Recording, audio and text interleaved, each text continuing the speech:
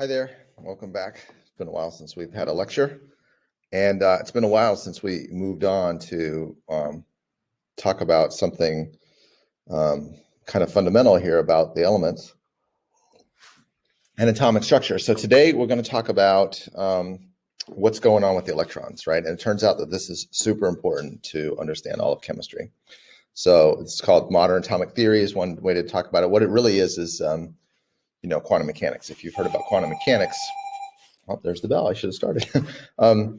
This quantum mechanics is the sort of the law of science that governs how very, very tiny objects interact. And, this is basically a field that had to be invented in the early 20th century to basically explain what I'm talking about here today.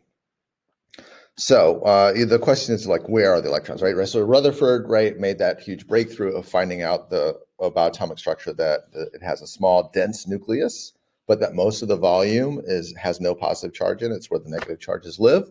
And so then the question is, where are the electrons in there? And then even more importantly, like, what is it about the location of electrons that determines why the elements are the way they are, right? So in other words, on the periodic table, right, we know they were arranged that way by chemical properties. So everybody in the same column has the same chemical property, which we know means they tend to ionize the same way, like everybody in column 1 becomes +1, for example. So why is that? Why is that there the periodicity of the periodic table, and why is it specifically like, 2 columns on the left and 6 columns on the right and all that kind of stuff? So the picture that you normally would see of the atom is actually kind of the naive first thought that scientists had. Oh, maybe it works like the solar system, right? And this turns out to be completely wrong. Even though this is the picture that you most commonly see that represents atoms, and unfortunately, there's even some language that resides in the modern quantum theory that, like, for instance, where the electrons are housed are referred to as orbitals, which makes you think of the word orbits, which kind of is what you see in this picture. Like planets might be doing an orbit around the sun. And that really is not the way to be thinking about the electron at all. There's several problems with this, which is, first of all, the evidence shows us that the electrons are not allowed to orbit any way they want, because one thing we know for sure is we don't know how to visualize them in there, but we know they have certain constrained energies, right? They can't have any energy they want. They're only allowed to have certain discrete energies. That's what the word quantum means, by the way, is that instead of having a continuous range of possibilities, right? If you can only be here or here, like if you can only have 1 joule of energy or 2 joules of energy, and it's not possible to have 1.4 or anything like that, then you're a quantum system, meaning that you're discrete rather than continuous. Another problem with this model is if electrons were actually like planets going around the sun, then they would radiate away all their energy because they're a charged particle being accelerated around, and they would lose all their energy and spiral into the nucleus. And every atom in the universe would collapse in less than a second or something like that. So that's kind of a problem with your atomic theory if that's what you're visualizing. So how do we know what we do know about atoms, right? They're too small to visualize. You can't even see. Optically, you can't see a single atom. They're just too small. We do have, they're called microscopes, but they don't use light. But the atomic force microscopy can resolve kind of the outlines of a single atom and stuff like that. All that kind of technology was invented within my lifetime, and certainly wasn't available to the scientists that were worrying about this in the late 1900s, early 20th century. I'm sorry, late 1800s, early 20th century. And but what we could do is look at the light either absorbed or emitted from materials, right? So there's a lot of study that went into that. And so let's just say a few things about light, right? So first of all, light is more than just the visible spectrum that you see, right? There's the entire electromagnetic spectrum here. This is a poster that's up in the room, and so you can reference it anytime. But you can see the visible light is just this small region here in the middle where the colors are, right? And so that's what defines a color, basically, is the frequency or the wavelength. So, right, so the way you describe waves, or light as a type of wave, is in terms of wavelength and frequency. They're inverses of each other. So if you know one, you know the other one, right? So on the left-hand side here of the spectrum, you've got radio waves, which are very long wavelengths. So they have a big wavelength. And so their frequency is very low, right? The peak only comes by every so often, right? So the peaks are far apart, which gives it a long wavelength. And the fact that they don't come by very often gives it a low frequency. Now, on the other hand, up here, very high frequency light. So the word light we usually reserve for the visible spectrum. So the whole thing is called the electromagnetic spectrum for reasons I won't get into right now. But basically, it's made out of electric and magnetic fields. But these very short wavelength lights over here on the blue end of the spectrum, the peaks are close together, which makes them short wavelength, and so the frequency is very high because the peaks come by very quickly, right? So when you look at a rainbow, the reason why the colors are arranged the way they are from the red end up to the blue end is they are arranging by wavelength, right, or by frequency, however you want to describe it. So when we describe electromagnetic radiation or light waves or whatever, we sometimes we might use wavelength, or sometimes we might use frequency, but basically we're describing where we are in the spectrum, right? So obviously the early experiments were actually done in the visible range, and then they did, for more information, probe the elements and the atoms with higher and lower frequencies. What else? Let me see what else I have in my notes here. Oh, the other thing I did, so this is just kind of an aside. So when you talk about colors, there are other colors that we think of as colors aren't specific frequencies. For instance, when we talk about something being white, really that's a blend of all the colors, right? So that's the signal that our eyes send to our brain when the blues and the greens and the reds are all kind of equally represented. And black is actually the opposite. It's the absence of any stimulation going into your eyes. So you're not getting any visible frequency ranges. So when we look at a pure sample of elements, this is another poster in the room, so you can reference this anytime also. This is a periodic table of the elements, as you can tell. And inside of each one, you don't see a continuous rainbow. You see a different pattern of discrete lines. So this is actually a representation of the experimental data that you get from basically running a current through a pure sample of that element. And that's the type of light that comes out there. So they don't like glow white or glow, with any kind of continuous spectrum. You have a discrete spectrum, right? You have like a very sharp line in blue and then maybe kind of a fuzzy line in green, and you can see they're all different. So this is a fingerprint. This is a big tool used in forensics, by the way. This is called spectroscopy, right? Because you're looking at the spectrum, right? A continuous spectrum would be the rainbow, and these discrete spectrum tell you about the elements in there. You can do this another way, like I described one way to make it glow. The other way is you could shine a white light behind it and you could look at what gets absorbed, and you would get the same spectrum, except you would have a rainbow and you would have dark bands on there. But either way, it's telling you something very important about the element, right? And this is the clue and the number one tool that chemists use to figure out what's going on with the electrons in there. Because, what is causing the light to be emitted or absorbed, and why is it only following this pattern, right? Those are the clues that we use. And so Bohr was the first one to have a hypothesis on this. And so the Bohr model is a good stepping stone. Doesn't get us all the way there, though, because he's still picturing the electrons in orbits, which I already told you is a bad idea. But he's getting at the fact that the spectrum is not continuous, right? That you only get certain frequencies of light emitted from certain elements. And so he's saying, well, the way to understand that, and this is accurate, is to restrict. The electrons are somehow restricted to only have certain energy levels, right? So what you can see here is an atom that has two energy levels represented by these two orbits, right? There's the lower one, so that's a lower energy closer to the nucleus. That's called the ground state. And then the electron here is actually in orbit number 2, right? This is a higher orbit, so that's called an excited state when it's in an orbit higher than where it can fall to. And so if it can fall down like a ball rolling downhill, it'll fall to a lower energy state, but energy has to be conserved. So where does that energy go that the electron has lost by falling to the lower states? It is released as the light. That's where the light is coming from. And so when you see a certain color, right, that's corresponding to a certain energy, and that energy difference is the difference between the energy levels of the orbit. Right, so this is the first step into quantum mechanics, because he's quantizing the energies of the orbits to match the data that we're getting from the elements, right? Now, other scientists came in and they said, well, okay, this is a great first step. It explains why light is emitted or absorbed at only certain energy levels. And each element, having a different number of protons and different number of electrons, will have its own sort of unique signature stacking of energy levels. Kind of like if every building had its own sort of arrangement of how many floors it had and how what the height of each story was in a 10-story building or a 12-story building, that kind of thing. So other people came and took a step, several steps farther. One of the major contributions to quantum mechanics that they did is they stopped picturing the electron as like a planet and the nucleus as the sun, and instead there was a lot of experimental evidence, which we don't have time to go into today. We'll talk a little bit about this in physics next year. But there's this thing called wave-particle duality, where things that we thought of as particles, like say electrons and protons and atoms, can be described by waves, and things that we think of as waves, like light and sound, can also be described by as particles. So this idea that you can use both descriptions for the same object is called wave-particle duality. And that was a huge breakthrough in understanding what was going on. So these guys started taking Bohr's idea of quantizing energy and then applying wave models to it.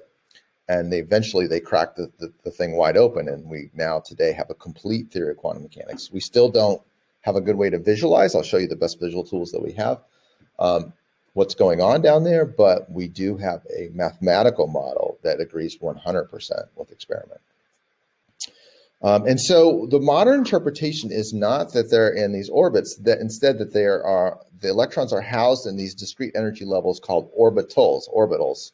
So they're inspired by the word orbit, but they have these weird shapes, and you don't actually think about the electron as being a point in there. You think about this as sort of like being an area that you will probably find it, right? These are the areas of high probability of finding an electron.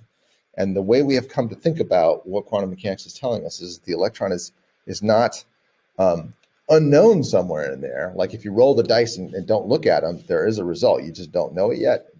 It's deeper than that. It's that we really cannot know where the electron is until we reach in and sort of grab it and try to take a look at it. And then it's a probabilistic thing. We'll find it somewhere in the area of the orbital. And so these are the orbital shapes. I mean, they can be distorted, and there's more to the story than this, but these are the foundational shapes and the only ones that we're really going to talk about. And honestly, we're probably only going to talk about the first two. So let me walk you through it. So they are labeled two different ways. If you do the math, they have numbers, but in chemistry and originally they were defined by letters that actually described the line in the spectroscopy, right? So if we go back to looking at the spectrum of the elements, some of these lines are very sharp, and some of them are brighter, or they're the principal line, and some of them are diffuse, or some of them are fine. And so the spectroscopists that were taking notes abbreviated sharp as S and principal for P and D for diffuse, I think, and F maybe for fine. So those letters kind of stuck when they went to actually go and describe the shape of the orbitals, which were found out mathematically. And so the S orbital is on the top here, is this red one. They are the basic ones and maybe the simplest ones, and they're certainly the easiest one. It's a spherical distribution, right? So you can have multiple orbitals at different energy levels and be an S orbital, right? So like the ground state, or the lowest energy, would be the smallest sphere around, centered on the nucleus. And then the second highest S would be also spherical because it's an S, and it would be larger. And the electron on average would be farther away and of course have higher energy. Another orbital type is the p orbital. Looks like dumbbells, and you can see there's three of them, right? Because you can have a dumbbell that's kind of in the X direction, and one that's in the Y, and one that's in the Z. And they get increasingly complicated as you go up. So, and then you have the d orbitals, which I'm not really even sure how to describe verbally, right? These are mathematical solutions, and then experimentally confirmed afterwards. And then the f orbitals down here. And it turns out with those four orbitals, there are other mathematical solutions, and so there are other theoretical possibilities, but those are good enough to describe the periodic table as it is, sort of like the element in its unionized state, just sitting there in the periodic table. These concepts I'm talking about are good enough to explain why the periodic table has the structure it has and the periodicity it has. So let me talk a little bit more about these, the relationship between the energy level and the orbital shape, right? So when you're in the first energy level, that's the lowest one. That's the lowest energy, so it's closest to the nucleus. So it is the smallest in terms of area, and it only has room, is one way to think about it, for an s orbital, right? So on the ground floor, if you like, of building out the electron from the inside out, there's only room for one orbital type, and it's the s. S is always the first one. You can think about s for spherical, if that helps. Okay, then when the electron hops up to a higher energy level, right? So now it's in energy level 2, that's bigger, it has more volume, it's farther away from the nucleus, right? So it has higher energy, and there's room for the first 2 orbital types. So it has room for S and P. Then you jump out again to the 3rd energy level, and now this, what I'm giving away the story, you're down on the 3rd column of the periodic table. That's where the energy levels, that's why there are rows and columns. The columns represent adding electrons within this orbit. And when you jump down a row, you're jumping up an energy level. And so the 3rd energy level has room for S, P, and D, and so on. Okay. And you can see on the right here, kind of a chart of the energy levels. There's a little bit of a mistake. 3D should be a little bit higher than 3P. So within an orbit, as you add a P or a D and eventually an F, you're within the same principal energy level, but the energy level is a little bit higher as you go from S to P to D to F. And eventually they start to overlap, which is why the structure is a little bit more complicated on the periodic table.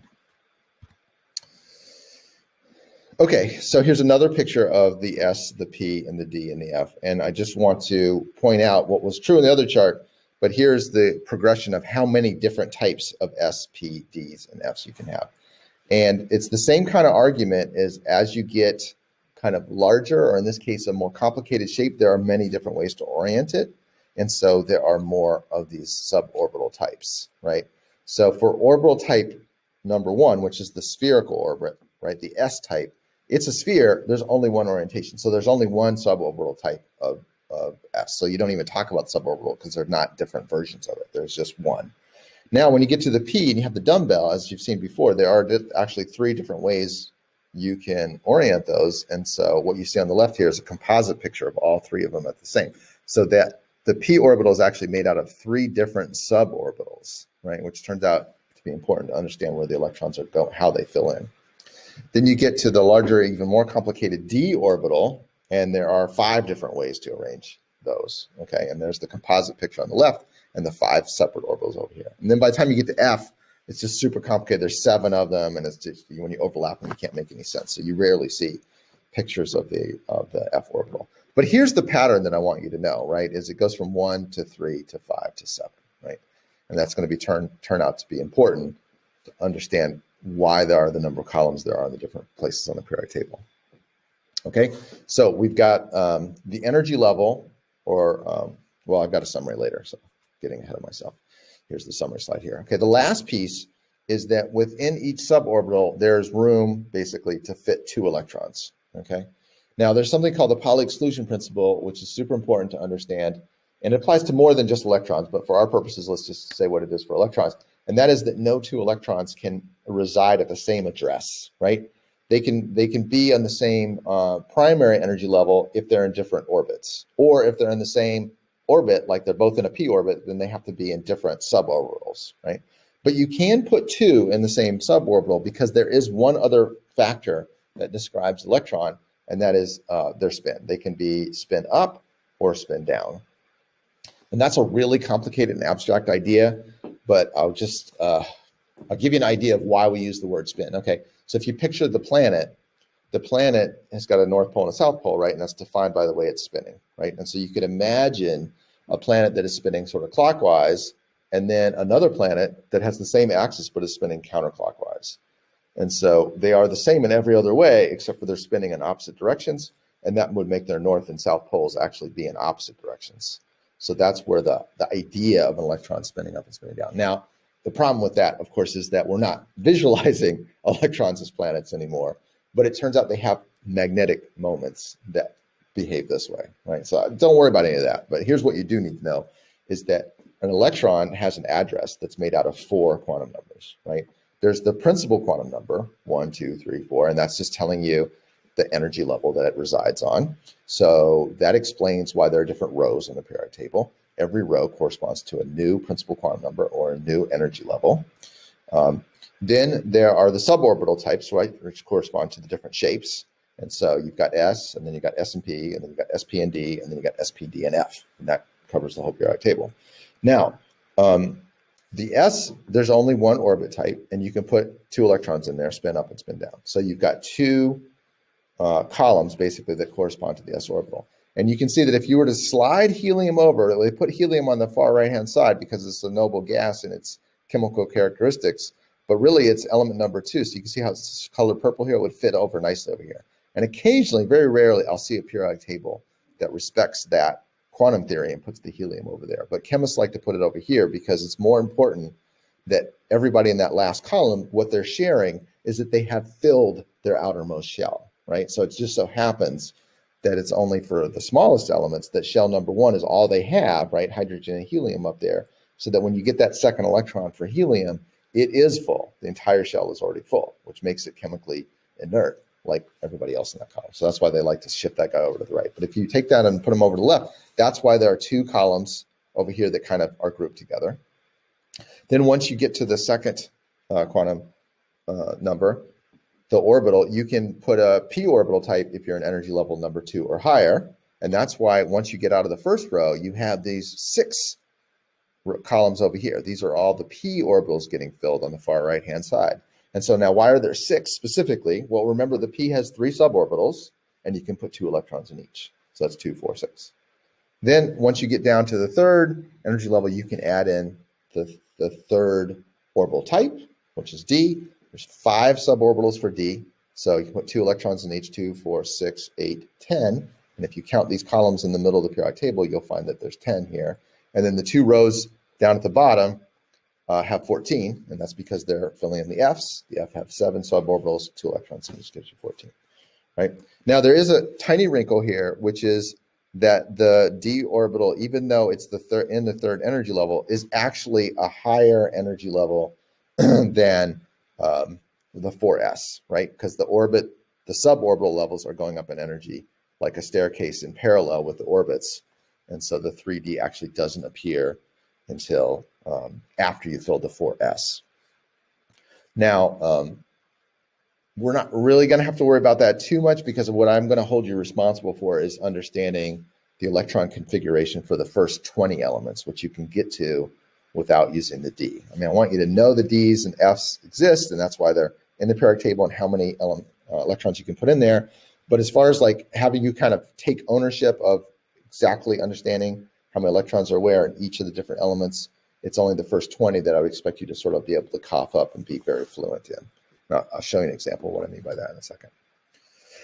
So this explains why they're in the same column, is because if you go back and you look at 2 guys, I was talking about it here on the far right for the noble gases, these guys all have a completely filled orbital, right? So the primary energy level is completely filled. And so when that atom encounters another atom in order to do a chemical reaction, right, you've got to run into that person to actually trade electrons. When they run into each other, they both have complete outer shells, and so they're very unlikely to give up or receive an electron. So they don't get an ionized charge, and they don't participate in chemical reactions very easily.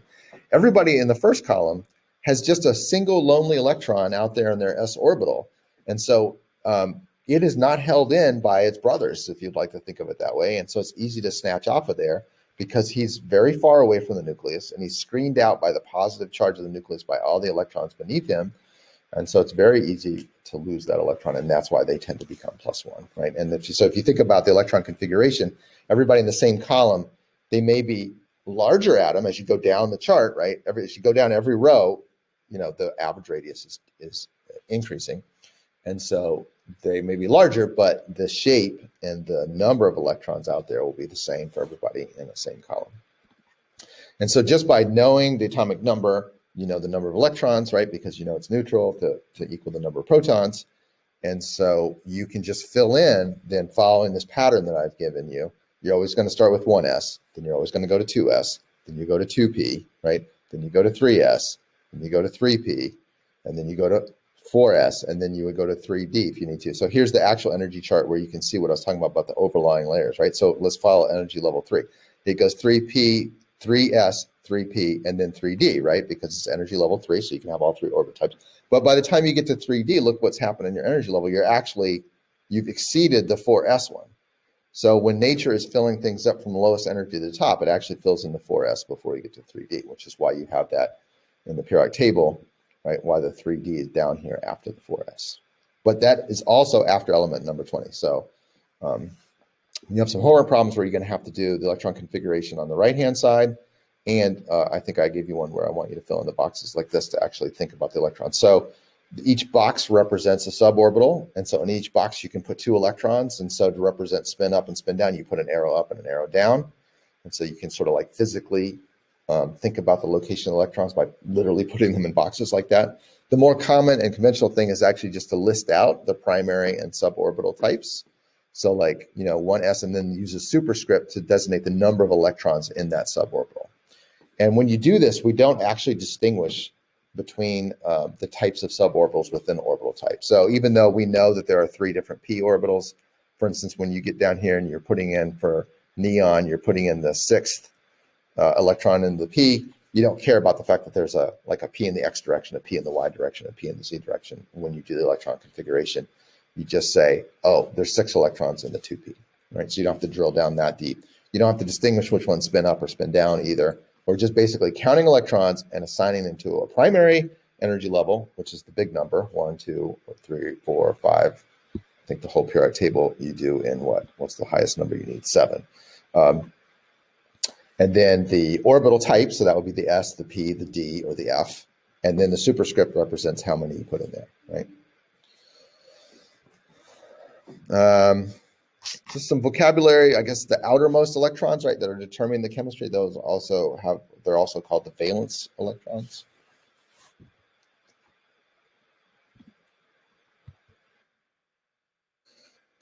I guess that should be enough for you guys to attack the homework problems in the book. And of course, we'll be talking some more about this. There's a lot of stuff, a lot of kind of new concepts. And I have to be honest with you, the math that underlies this, the math for quantum mechanics is actually pretty complicated, right? And it's not something we're really going to take a look at. Typically, you don't even look at that math until like you're in college and studying chemistry or physics, right? So, it's a little bit weird to talk about the results of a theory where you don't get to see the whole sort of mathematical structure of the theory. But, it's complicated enough that I think, it's probably a good thing. And also, it's not needed to understand that there are these patterns, right? And to see the patterns and to understand that the patterns match the periodic table, which is an amazing kind of victory of theory explaining experiment, right? Which is what science is all about. Okay, thanks for listening. See you in class.